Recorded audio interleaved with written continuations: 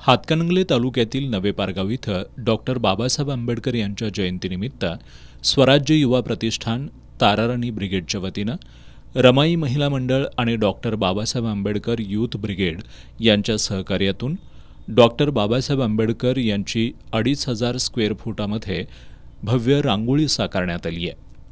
इथल्या रमाई बौद्ध विहार मंदिर परिसरात गेल्या 4 दिवसांपासून ही रांगोळी साकारण्याचं काम सुरू होतं.